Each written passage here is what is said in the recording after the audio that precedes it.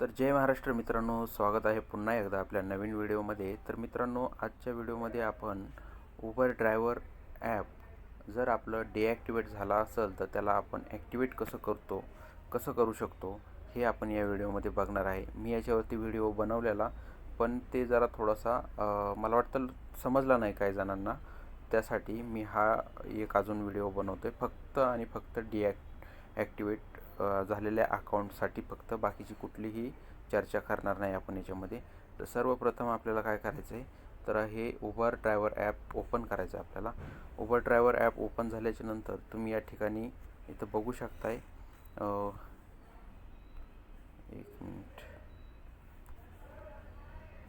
तिथं बघू शकताय तुम्ही हे माझं अकाउंट डिॲक्टिवेट झालेलं आहे. तर आपण ह्याला चालू करायचा प्रयत्न करणार आहोत.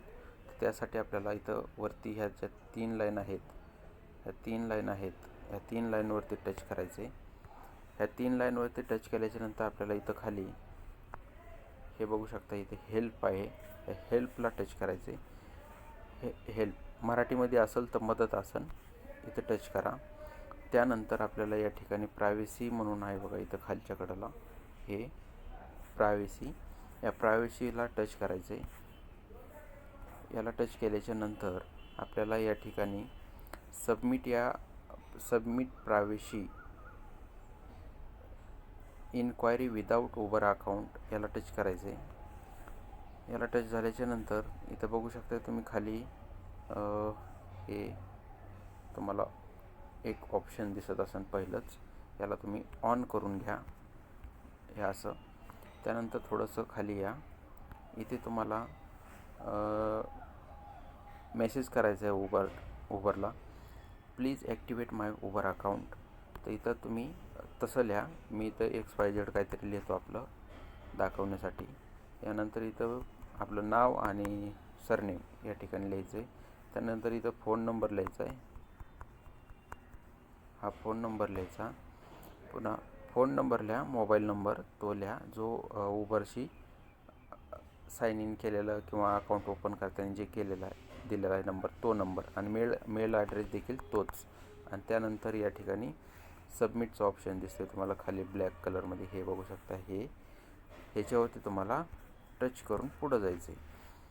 तर इथं तुमचा मेसेज पूर्णपणे उबरकडे गेलेला आहे. त्यांनी म्हणलेलं देखील आहे बघा, thank you you received your message. इथं ओके करा, बस. बाकी रिटर्न येता तुम्ही माघारी. इथं गो केल्याच्या नंतर काहीच चालू होत नाही. इनेबल टू प्रोसेस काहीतरी म्हणतं आहे, हे काय म्हणतं आहे, इनेबल टू गो ऑनलाईन असं म्हणतं आहे ते. तर ठीक आहे, अशा पद्धतीनं तुम्ही देखील दिवसातून 2 ते 3 वेळा हे मेसेज रोज करत राहा, चालू होईल. तसं रिझन काय आहे काय नाही त्याच्यानुसार चालू करेन उबर अकाउंट. तुम्हाला मी कशामुळं हे डिॲक्टिवेट होतं त्याची कारणं देखील मी त्या मागच्या व्हिडिओमध्ये सांगितलेले आहेत. ती मागचा व्हिडिओ पाहिला नसेल तर नक्की पहा.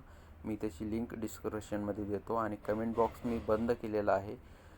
तर त्यासाठी तुम्हाला माझ्याशी कॉन्टॅक्ट करण्यासाठी माझी इंस्टाग्राम ID मी डिस्क्रिप्शनमध्ये त्याची लिंक देतो. त्याच्यावरती इंस्टावरती येऊन तुम्ही मला कमेंट करा आणि माझ्या IDला फॉलो देखील करा.